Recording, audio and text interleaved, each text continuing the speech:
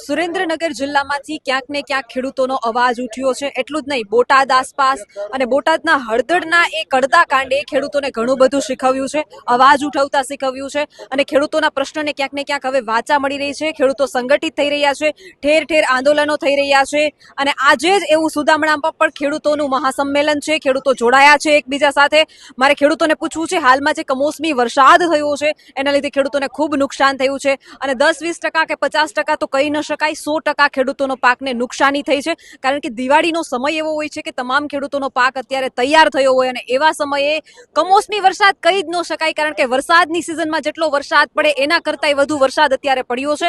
ખેડૂતોને ખૂબ નુકસાની છે, 100% પાક નિષ્ફળ ગયો છે. તો ખાસ મારે જાણવું છે કે અત્યારે કમોસમી વરસાદના કારણે તમારા વિસ્તારમાં કેટલું નુકસાન છે?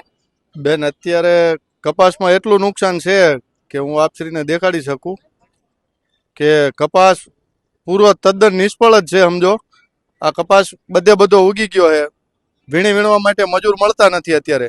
તો મજૂરને આવી રીત મારે તો રોડ નીચે મજૂર બેહતા નથી, બીકના માર્યા કે અમારે વીણવા જવું છે. તો આવડા મારે તો આંદોલન કરી નહીં તે તો જવું તોય જાય કેવી રીતને? ભાવ એવડા કે મજૂર અત્યારે તહેવારના હિસાબે કોઈ આવી નથી શક્યું.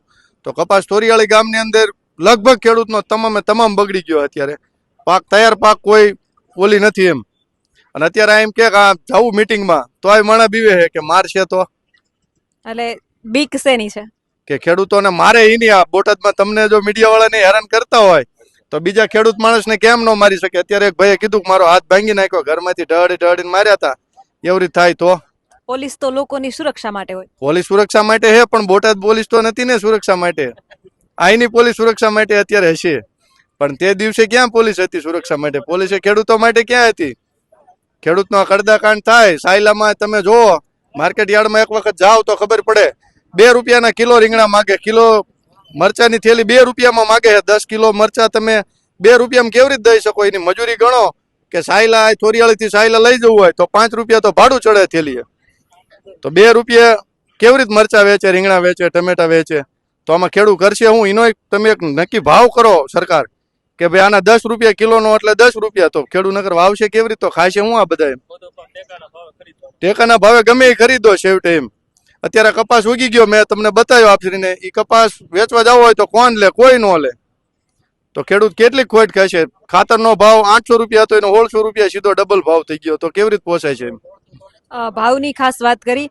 મગફળીનો ભાવ જ્યાં સુધી મને ખ્યાલ છે ત્યાં સુધી 2023ની આસપાસ મગફળીનો ભાવ 1500 ગયો હતો અને રેકોર્ડ બ્રેક ભાવ હતો અને પછી ઘટવામાં છે. મોંઘવારી એવી છે કે દરેક વસ્તુનો ભાવ વધવામાં છે, તો પછી ખેડૂતના પાકનો ભાવ ઘટવામાં કેમ?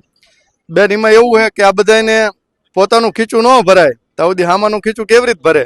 ખેડૂતને તો કે ઘરે પાકે છે, અમારે તો ઘરે પાકતું નથી. આપણું ખીચું ભરો પછી ગામનું ખીચું ભરો એમ. આ બધા જીન માલિકો હે, મિલ માલિકો હે, ઓઇલ મિલ વાળા, એ પોતાનું ખીચું ભરવામાં છે. તેલનો ડબ્બો તમે લેવા જાઓ તો અત્યારે 2500 રૂપિયા નીચે તમને ન મળે. મગફળી તમને 1200 રૂપિયા ખરીદી ચાલુ સાયલા માર્કેટ યાર્ડનો કાલનો ભાવ, તો તેલનો ડબ્બો 2500 રૂપિયા, ડબલ ભાવ છે. એમ કહેવાનું મારું બેન. માર્કેટિંગ યાર્ડના વેપારીઓ તમને કડદાના નામે લૂંટે છે, તો શું માત્ર કડદાના નામે જ લૂંટ થાય છે કે માર્કેટિંગ યાર્ડમાં અન્ય રીતે પણ ખેડૂતોનું શોષણ થાય છે? ના બેન, અન્ય રીતે થાય છે. 1200 રૂપિયાથી 1300 રૂપિયા મગફળી નથી જતી, તો તેલના ડબ્બાના તો 2500 રૂપિયા ભાવ છે. એટલો બધો સીધો થોડો ડાયરેક્ટ વધી જાય, અમારું એમ કહેવાનું છે. તો ગરીબ માણસ, મજૂર વર્ગનો માણસ હોય એ કેવી રીતે તેલ ખાશે એમ? કરોડપતિ માણસ છે તો બધા તેલ લઈ શકવાના જ છે, પણ જે ગરીબ માણસ છે એ તેલ ક્યાંથી લઈ શકવાનો? મજૂરી કામે જતો હોય કે રોજનું રોજ લાવતો, એ કેવી રીતે ખાશે એમ? મજૂરીનો ભાવ તો કઈ વધી નથી ગયો, 1000 રૂપિયા મજૂરી થઈ ગઈ. એ તો છે એની જ છે 200 રૂપિયા એમ. તેલના ડબ્બાનો ભાવ એટલો છે તો મગફળીનો ભાવ કેટલો હોવો જોઈએ? મગફળીનો ભાવ 2012 હોવો જોઈએ તો ખેડૂતને પોસાય. નકર ખેડૂતને ખાતર, દવા, બિયારણનો ભાવ 5-5000 રૂપિયાની મણ લાવીને વાવી હોય અને છેલ્લે લેવાના થાય તો 2000 રૂપિયા, 1200 રૂપિયા એનું ભરે. કેવી રીતે પોસાય? પૂછવું છે કે 2-3 દિવસથી જ્યારે કમોસમી વરસાદ થયો છે ત્યારનો સોશિયલ મીડિયામાં અનેક નેતાઓના વિડીયા વાયરલ થઈ રહ્યા છે. કોઈ ખેતરમાં જઈ અને કમોસમી વરસાદના નુકસાન વચ્ચે સેલ્ફી પાડી રહ્યું છે, ફોટા પાડી રહ્યું છે. અને એક વિડીયો તો એવો પણ વાયરલ થયો છે કે અમને ખેતરમાંથી વાસ આવે છે. શું કહેશો? એસી વાળી ઓફિસોમાં બેઠેલા નેતાજીઓને દેખાય નહીં કે ખેડૂતોની પીડા ખેતરમાં શું છે. એ ખેતરમાં જાય એટલે ક્યાંક ને ક્યાંક ઢીચણ બૂટ પહેરીને એમના પગ પલળી જતા હોય એટલે બૂટ પહેરવા પડે.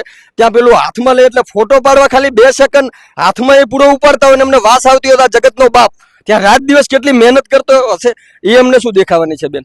એ આ પીડા ક્યારેય ભારતીય જનતા પાર્ટીના નેતાઓને સમજાવવાની નથી. આ પીડા એ માણસને સમજાય કે જે ખેડૂત હોય, ખેડૂત આગેવાન હોય અને ખેડૂતનો દીકરો હોય ને રાજકારણમાં ઉતર્યો હોય. બાકી એ લોકોને સમજાવવાની નથી આ પીડા ખેડૂતોની જે છે.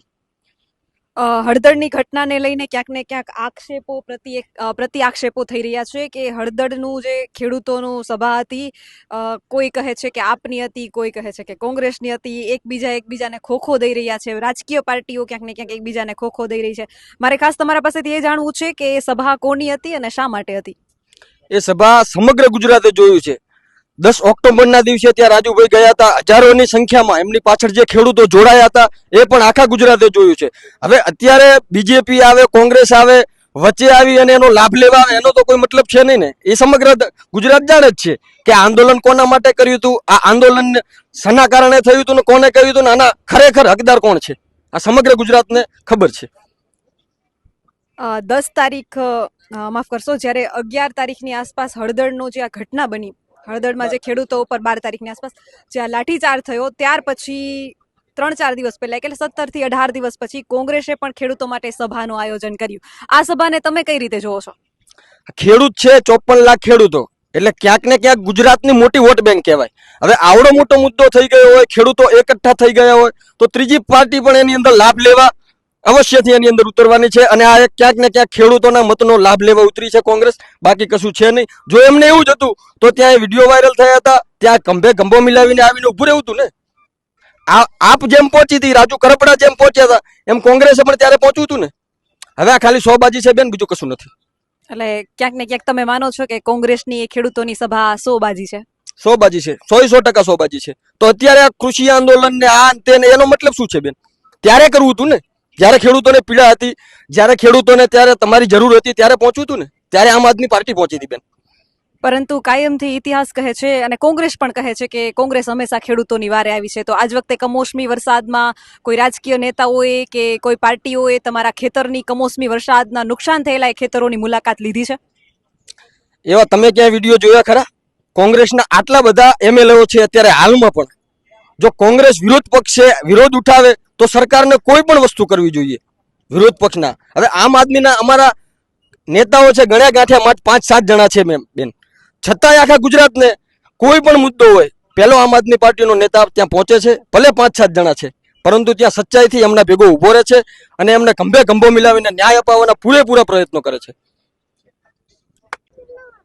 હળદર ગામના ખેડૂતો ઉપર લાઠીચાર્જ થયો, ક્યાંક ને ક્યાંક આક્ષેપો પણ થયા કે આંદોલન પેલી પાર્ટીનું છે, પણ એક ખેડૂત મારી સાથે જોડાયા છે જે આ લાઠીચાર્જનો ભોગ બન્યા છે, જેમને હાથમાં ખૂબ ઈજા થઈ છે. અને એ ખેડૂતને જ મારે પૂછવું છે કે જે લાઠીચાર્જનો સામનો કર્યો, હળદર ગામે પણ તમે હતા અને આજે અહીં પણ ઉપસ્થિત છો, તમારી સાથે એ ઘટના બની, કઈ રીતનો અત્યાચાર થયો એ ખાસ અમારે જાણવું છે.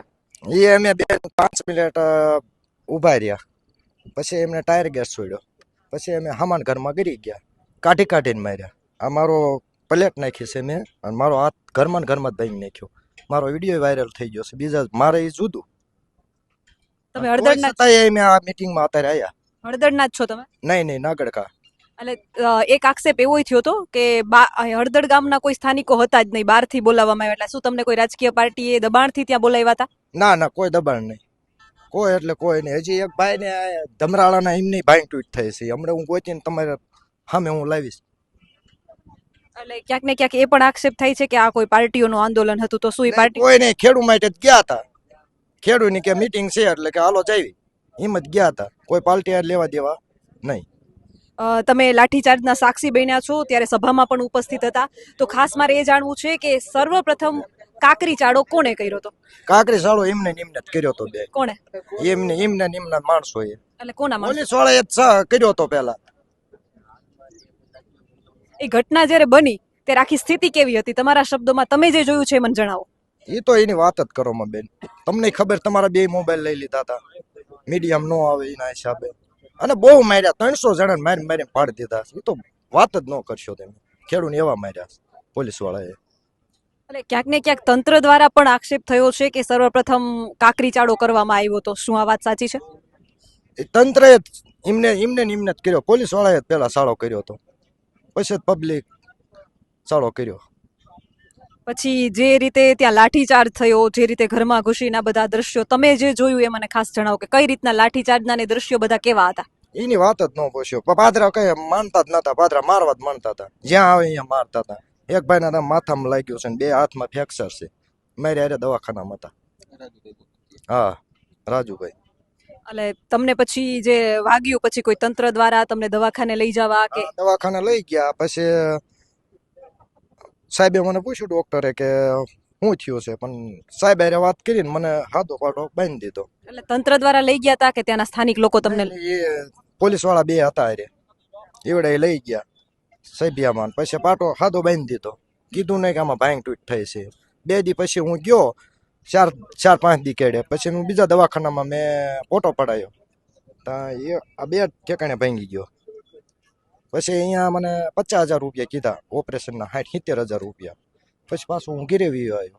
આપણી પાસે પૈસા તો હોય નહીં. પછી ઘેરે આવીને પછી પાછો સભ્યામાં ગયો, અહીંયા ઓપરેશન કરાયું, પ્લેટ નાખી અત્યારે. તો પછી તમે કઈ આ તમારી સાથે જે વ્યવહાર થયો, તમે નિર્દોષ હતા, ખેડૂત હતા, એક તમારો અવાજ ઉઠાવવા માટે ગયા હતા, તો પછી તમે વળતો જવાબ કોઈ ફરિયાદ કે નોંધાવી છે? ફરિયાદ મેં કરી છે ને, ફરિયાદ કરી છે પોલીસ માથે. આપણે નિર્દોષ છીએ, જોઈ લે ને એમના સીસી કેમેરા, ક્યાંય આપણે સીવી નહીં. જ્યારે તમારા ઉપર લાઠીચાર્જ થયો હતો ત્યારે તમે કોઈ વળતો જવાબ કે આપ્યો હતો કે શા માટે? તમે પૂછ્યું હતું કે શા માટે અમને મારવામાં આવે? સાંભળતા જ નતા કોઈનું કે રવાઈ દો સાહેબ શું છે, તોય સાંભળવાનું જ નહીં. જ્યાં આવે એમ મળતા મારવા જ તે. હળદળ ગામમાંથી આખરે કેટલા લોકોની અટકાયત થઈ આંદોલનમાંથી? એ 300 જણા જેવા હતા. એમાં 200 જણાને બહાર કાઢી નાખ્યા હતા અને બાકીના 85 જણા અંદર હતા. તમારા ગામના કેટલા? અમારા ગામના 3, પણ અમે 3 વિયા હતા. અને હજુ કેટલા એવા ખેડૂતો છે કે જેને જેલમાં રાખવામાં આવ્યા છે, નિર્દોષ છે છતાં, એમના વિશે શું કહેશો? એ નિર્દોષ છે, એમને છોડ દે તો સારું કહેવાય. હાવ નિર્દોષ જ છે. બીજું બેન શું કહું હું? અને ક્યાંક ને ક્યાંક હળદળ ગામના લોકો સાથે જ્યારે અમે વાતચીત કરી ત્યારે ડરનો માહોલ હતો, કોઈ મીડિયાનો સામનો કરવા પણ તૈયાર નથી. છતાંય તમે આજે ફરી આંદોલનમાં આવ્યા છો આટલી હિંમત સાથે. ના, હું આવ્યો. મીડિયા વાળાને એ વખતે તમારા બેન 2 ફોન લઈ લીધા હતા, કારણ કે આ મારતા એ ચિત્ર આવે ને એના હિસાબે તમારા ફોન 2 લઈ લીધા હતા. અમને તો બધા મારી પાડી જ દીધા સીધા, બહુ માર્યા. દ્વારા સુદામણા ગામે આજે આપની જે સભાનું ખેડૂત સભાનું જે આયોજન થયું છે એમાં એક પ્રશ્ન આવ્યું છે કે કાળા કપડાને લઈને ક્યાંક ને ક્યાંક ખેડૂતોને રોકવામાં આવી રહ્યા છે, એમને એન્ટ્રી નથી મળી રહી, શું કહેશો? બેનું લીંબાળા ગામનો છો, તાલુકો સાયલા છે, જિલ્લો સુરેન્દ્રનગર છે, પણ કાળા કપડાવાળાને જવા નથી દેતા અંદર. એનું શું કારણ છે? કાળા કપડાવાળાને કેમ અંદર નથી જવા દેતા? એમાં કોઈ આતંકવાદી છે? એમાં તો ખેડૂત માટે થઈને આવ્યા છે, અમારો ખેડૂતનો હક બને છે એટલે એમાં આવે છે. એમાં કોઈ ખરાબ કરવા આવ્યા હોય, એમાં કોઈ ગુંડા હોય તો અમને બતાવો. અમને શું કામ અંદર નથી જવા દેતા? તમે વિરોધ કર્યો તો શું કીધું? એ વિરોધ નથી કર્યો, અંદર ગયો એટલે એમને સીધી સાહેબોને ના પાડે કે અંદર ન જઈ શકે, કાળા કપડાવાળા કોઈ અંદર એન્ટ્રી નથી એમ કીધું. હા, એવું બોલે. તો હવે તમારે શું કરવાનું છે? અમારે કાંઈ નહીં, અમારે તો સભામાં આવ્યા છીએ ને અમારે જવાનું છે. અમારે ખેડૂતનો હક બને છે, તમે ખેડૂત છીએ, તમે જઈએ નહીં તો અમારે રેકડીમાંથી 60 રૂપિયાની જોડી લીધી હતી મેં. નવા કપડાની મારે વેચ લીધી, તો બીજા બુસ્કુટ ક્યાં લેવા જાવ મારે બેન? દીપકદાન ગઢવી છે કે તો જગતનો તાત, પણ બેન કોઈ નથી સાંભળતા અમારી વાત, અને અમારા પેટ ઉપર મારે છે લાદી વાતનો કાયમ છે અમને આઘાત. ખેડૂતોનું કોઈ સાંભળતું નથી. કંઈક આડ વચ્ચે જીવું, કંઈક ફાડ વચ્ચે જીવું, આ જીવનની ઝંઝાળ વચ્ચે જીવું, કંઈક મધ લાડ વચ્ચે જીવું. તો અમારે તો દર વર્ષે આવું ના, દર વર્ષે કૂવું ખોદી અને દર વર્ષે, અને ખેડૂતોની પાણી કોઈ વાત જ નહીં સાંભળવાની. અને ખરેખર તમે ખેડૂતોની વાત, તો હું તો તમને કહું, એક ચારણ ગઢવીના દીકરા તરીકે માતૃશક્તિને વંદન કરું છું, કેમ કે અમે વર્ષોથી અમે ચારણો પૂજવા માતૃશક્તિને પૂજી છે. અને તમે માતૃશક્તિને જે અમારો ખેડૂતોનો અવાજ, કેમ કે આજ સુધી અમારો કોઈ અવાજ સાંભળતો નથી. અમે તો કદી કોઈ માતે આરે નથી કર્યું છળ, અમે તો ખૂબ ચલાવ્યું હળ, છતાં અમને મહેનતનું ન મળે ફળ, અને કાયમ એનું એ જ અમારો મહેનતનું ફળ જ ન મળે તો અમે એમ કહીએ છીએ કે અમને પાક વીમો આપો તો નહીં, અમે કંઈ અમને પોષણ ભાવ આપો જીણોતર તો કે નહીં, અમે કંઈ અમને પાણી આપો. અમારે આ 2000 નથી જોતા. અમારે ખેડૂતોને ઊભું થવું છે. અમારા ખેડૂતોના દીકરાઓ અત્યારે હજારો, એને કોઈ દીકરી દેવા તૈયાર નથી. અત્યારે લેડીઝ પણ એવું કહે છે કે તમારા કરતાં ખીચાકાતરું, તમને કોઈને ખીચાકાતરું બધે પડાઈ જશે, અને તમને ખેડૂતોને વર્ષોથી લૂંટે છે, પણ છતાં તમે કંઈ કરી નથી શકતા. તો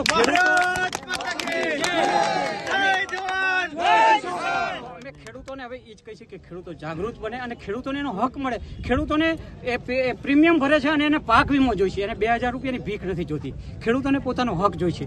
તો હવે હું તો કહું છું કે આપણા જેવા હજારો માતૃશક્તિ અમારા માટે આગળ આવે અને અમારે માતૃશક્તિના વરદાનની જરૂર છે બેન, તો જ આ ગુજરાતમાં અમારો ખેડૂતનો નગર અમારો અવાજ દબાઈ જશે. કેમ કે અમે હવે એકલા જ પડી ગયા છે અને અમને પણ બધા એવું જ કહે છે કે તમે એકલા છો તો હવે તમારી જિંદગી તો એકલા ખતમ થઈ જશે, તો તમે કાંઈક ને કાંઈક ખેડૂતો માટે કરતા જાઓ, તો આશીર્વાદ લેતા જાઓ. કેમ કે અમે અને અમારા જેવા હજારો ખેડૂતો એકલા પડી ગયા છે બેન.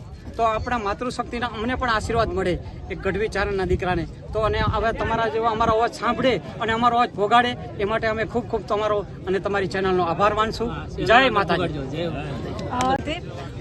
BS9 નું સૂત્ર છે કે સત્યની સાથે સત્યની ખોજ. અને હું કાજલ સુવા એક ખેડૂતની દીકરી છું અને એક પત્રકાર પણ છું, તો મારો ધર્મ છે સત્ય બતાવવું. અને હંમેશા BS9 ખેડૂતોની વારે આવ્યું છે, એ તમામ લોકોની વારે આવ્યું છે કે જેને જરૂર છે. તો હંમેશા BS9 સત્યની સાથે ઊભું રહેશે, ખેડૂતોની સાથે ઊભું રહેશે.